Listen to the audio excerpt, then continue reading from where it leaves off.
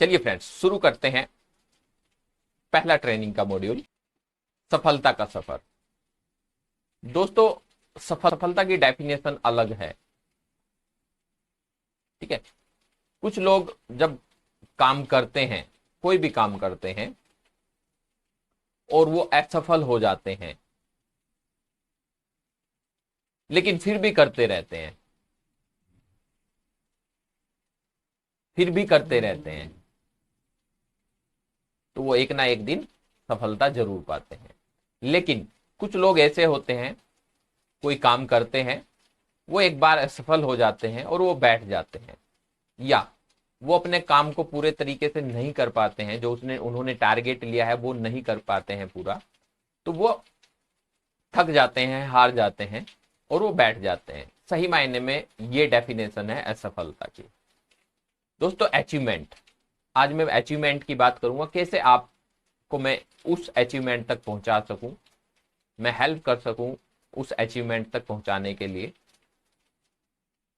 मेरे पास कुछ टॉपिक्स होंगे, उन टॉपिक्स के ऊपर बात करेंगे। आज पहला जो टॉपिक्स है वो अचीवमेंट। अचीवमेंट किन किन चीजों से आती है? सबसे पहले ड्रीम्स, उसके बाद डिजायर, उसके बाद गोल, उसके बाद प्लानिंग, उसके बाद फेथ और उसके बाद एक्शन। अगर ये आप 6 चीज तरीके से करते हैं तो 100% आप वो चीज अचीव कर सकते हैं। आज सबसे पहला जो पार्ट है वो है ड्रीम्स का। सृष्टि के अंदर एक ऐसा इंसान ही है जो अपना सपना देखता है और उसको पूरा कर सकता है। आपने कभी सुना कि एक भैंस ने सपना देखा और उसने पूरा कर लिया? नहीं ना। लेकिन इंसान के अंदर पावर है, इंसान के माइंड के अंदर इतनी पावर है कि वो अपने सपने को पूरा कर सकता है, बस सकते वो उसको देखे। ड्रीम बहुत ज्यादा जरूरी है। अगर आपके ड्रीम नहीं है, अगर आपके ड्रीम नहीं है तो आप कोई भी काम नहीं कर सकते हैं। आप वहां तक नहीं पहुंच सकते हैं जहां तक सही मायने में आपको पहुंचना है। दोस्तों, हमारे धर्मों में बताया गया है कि 84 लाख योनियों के बाद मनुष्य जन्म मिला है। क्या आपको पता है 84 लाख योनियां होती हैं? कैसे पता है? जी, आपको कहीं से सुना है, आपने किसी से पूछा है, या किसी ने आपको बताया है ना? तो यानी कि हमने कुछ चीजें सुन रखी हैं, उनके ऊपर विश्वास किया और उनको हम मानते हैं कि हम 84 लाख योनियों के बाद होता है। चलिए, आपने सुनी हुई बातों को आप मानते हैं, देखा किसी ने नहीं। लेकिन दोस्तों, अगर ऐसा सच में हो तो, अगर ऐसा सच में ही हो तो क्या होगा? 84 लाख योनियों के बाद मनुष्य जन्म मिला है। सोचिए, अगर आप अजगर बन जाए, कई सौ साल तक पड़े रहोगे। कछुआ बन जाए, कई सौ साल तक पड़े रहोगे। ठीक है। मक्खी मच्छर बन जाए। तो दोस्तों, अगर ये आपको मनुष्य जन्म मिला है और सच में ये बात है, उसके बाद 84 लाख योनियों के बाद आएगा, तो ये थोड़ा सा सोचने वाली बात है। और ये जन्म अगर मिला है तो इसका कुछ ना कुछ महत्व है, इसको पूरा करना आपका दायित्व है। जी दोस्तों, सबसे पहले हमें सपना देखना है, ड्रीम। आज मैं जिस तरीके से आपको बता रहा हूं, आप उसको अपनी डायरी में लिखिए। क्यों? वाई? क्लियर करूंगा मैं आपका, ये ड्रीम क्यों जरूरी है, क्या ड्रीम है आपका। ठीक है, कैसे हम इसको पूरा कर पाएंगे। ठीक है। और ड्रीम के लिखने से पहले आप लिखिए, आज आपका जीवन कैसे, किस तरीके से लिखेंगे? जी, लिखिए, आर्थिक स्थिति कैसी है, खुल के लिखिए। जितना आप खुल के लिखेंगे उतना आज आपको अपना ड्रीम क्लियर हो जाएगा कि मुझे इस जीवन के अंदर क्या करना है। आर्थिक स्थिति कैसी है? आर्थिक मीन्स आप आर्थिक में लिख सकते हैं, आपके पास कितना बैंक बैलेंस है, आपके पास कितने घर हैं, आपके पास जब आप कोई चीज सामान लेने जाते हो जो कुछ पसंद आता है, जैसे आप आज मार्केट के अंदर जा रहे हैं, अपनी फैमिली को लेकर के घूमने जा रहे हैं, मार्केट में निकले हैं, मॉल में निकले हैं, और आपके बच्चे को कोई एक खिलौना पसंद आया, और खिलौना पसंद आने के बाद वो कहता है पापा इस खिलौने को मुझे दिला दीजिए,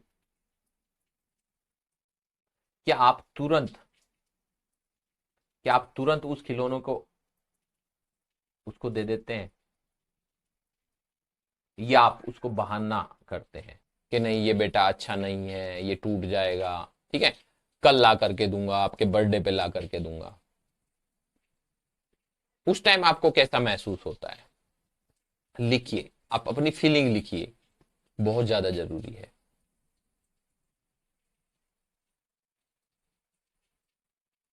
आपके पास कोई आपकी बहन या कोई भी जो आपका बहुत खास रिश्तेदार है, या आपका कोई खास फ्रेंड है, उसको कोई प्रॉब्लम है, परेशानी है, और वो कहता है, आपके पास आता है कि मुझे कुछ पैसा चाहिए, आज तक वो आपके पास नहीं आया है, उसके ऊपर बहुत ज्यादा प्रॉब्लम्स आ रही हैं, परेशानी आ रही हैं, आप मदद करना तो चाहते हैं लेकिन कर नहीं पाते, उस टाइम आपको कैसा फील होगा, कैसा महसूस होगा? लिखिए।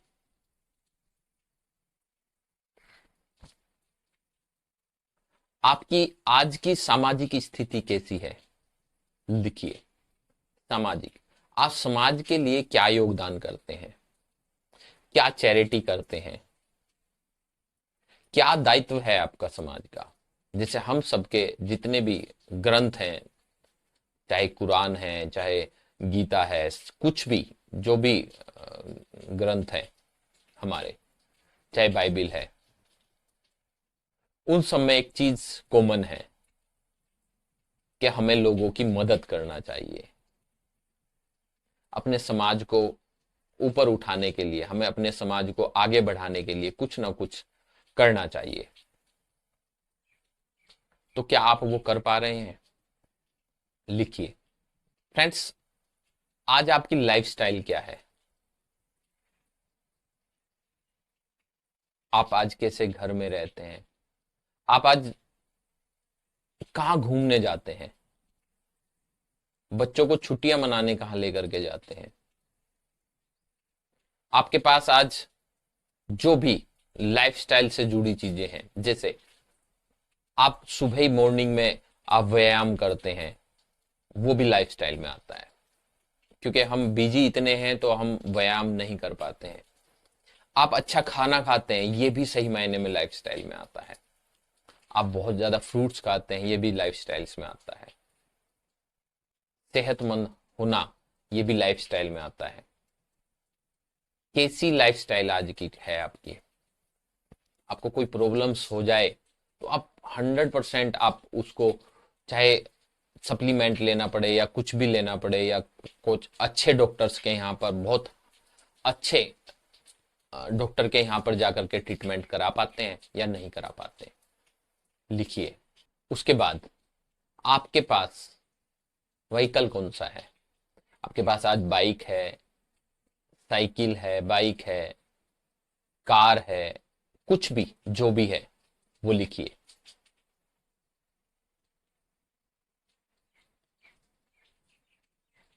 जब बारिश होती है और आप बाइक पे जाते हैं, आप महसूस कीजिए उस टाइम, अगर आपके आस पास कोई कार हो और उसमें अंदर बैठा हुआ जो हस्बैंड वाइफ हैं, बच्चे हैं, और आप अपने आप को वहां पर देखिए कि काश मैं भी अपनी फैमिली को इसी तरीके से ले जा सकता। फील कीजिए। लिखिए। आज आपकी हेल्थ कैसी है? कहीं आप अपनी हेल्थ के प्रति कॉम्प्रोमाइज तो नहीं कर रहे हैं? मैं हमेशा डाइट चार्ट बना करके देता हूँ। वैसे तो मैं डाइट चार्ट इस तरीके से बनाता हूँ कि किसी के फाइनेंस के ऊपर प्रेशर ना पड़े, लेकिन कुछ लोगों को कहता हूं कि भाई तुम्हें 500 ग्राम जो है 1 किलो आपको आज फल खाने हैं, लेकिन वो 1 किलो, कई बार ऐसा होता है कुछ ऐसे भी परिवार हैं, चाहे हम भी वहीं से ही निकल के आए हैं, तो फल नहीं खा सकते हैं। फल हम जब खाते हैं जब हम बीमार होते हैं, है ना। तो क्या हम वो कॉम्प्रोमाइज तो नहीं कर रहे हैं? क्या हम अपने बच्चों को एक अच्छी हेल्थ दे पा रहे हैं?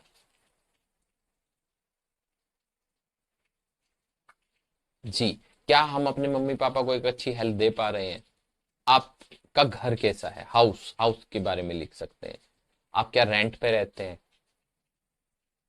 आपका अपना घर है? खुद का घर है? घर है तो कैसा है? अगर कोई मेहमान आ जाता है तो क्या उसके लिए अलग से रूम है? या जब कोई मेहमान आ जाता है तो आपको ये महसूस होता है कि मुझे, मेरे पास एक एक्स्ट्रा रूम और होना चाहिए, ताकि मैं अपने मेहमान को आराम से वहां पर अच्छे तरीके से उसकी खातिरदारी कर सकूं। लिखिए, खुल कर लिखिए। वरीज, वरीज, आज के टाइम में आपकी मेन प्रॉब्लम क्या है? परेशानी क्या है? चिंता क्या है? आज आपके पास हो सकता है कर्जा हो। कितना कर्जा है? लिखिए। किसका है? कितना कर्जा है? हो सकता है वरीज बहुत सारी होती, चिंताएं बहुत सारी होती हैं। जो भी घर की चिंता है वो आप लिखिए, आज खुद लिखिए। जी दोस्तों, ये लिखने के बाद, फ्रेंड्स, ये लिखने के बाद आपने क्या करना है? आप आराम से इसको लिख सकते हैं, ठीक है। लिखने के बाद आपको क्या करना है? इसको एक बार, दो बार, तीन बार पढ़ना है। और पढ़ने के बाद आज आपने इस पे काटा करना है। आज आपने इस पे काटा करना है। काट दीजिए इसको। क्योंकि ये, आप जब, अगर आपको लग रहा है कि ये फीलिंग बैड है, आपको लग रहा है कि मुझे, जब मैं इसको लिख रहा था तो मुझे ना अंदर से दुख हो रहा था, ठीक है, तो आज आपकी लाइफ बिल्कुल चेंज हो जाएगी। इसको आप काट दीजिए, पूरे के पूरे को काट दीजिए, सारी चिंताएं काट दीजिए। क्योंकि गॉड, ये सारी चिंताएं, सारी प्रॉब्लम्स आज आपकी खत्म हो जाएगी, क्योंकि आपने ऊपर वाले को, आज आपने ऊपर वाले को सब कुछ समर्पित करना है। जैसे भी हो, जो भी प्रभु आपने मुझे दे रखा है वो सब